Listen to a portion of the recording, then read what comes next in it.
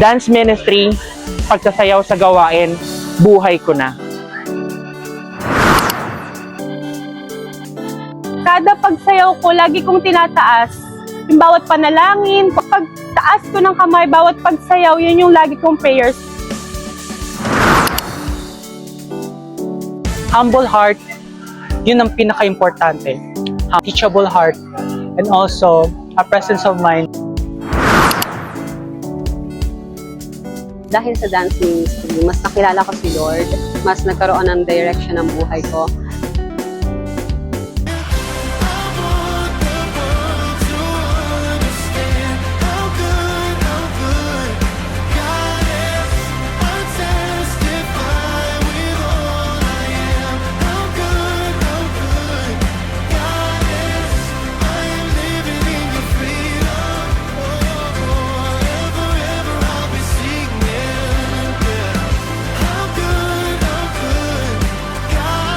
Pinalalim ng dance ministry yung pananampalataya. Nandito ko sa dance ministry, patuloy ako magsisilbi.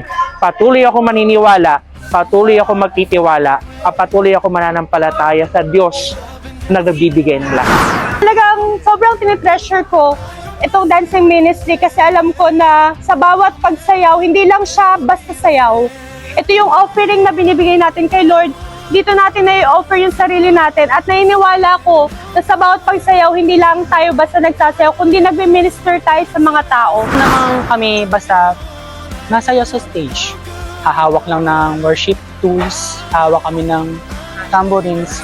Kasi lahat yon dinadaan sa prayer, sa pananampalataya. Dahil sa Kanya, mas gusto kong magbago. Dahil napakabuti niya sa buhay ko. And kung dati ang pagsayaw ko is para lang kailangan magaling, pero unti-unti babaguhin ni Lord yung character mo, yung character ko, babaguhin niya, pati ang puso natin. Ito ang hindi ko pagsisisihan na nangyari sa buhay ko, ang makilala ko siya at paglingkuran.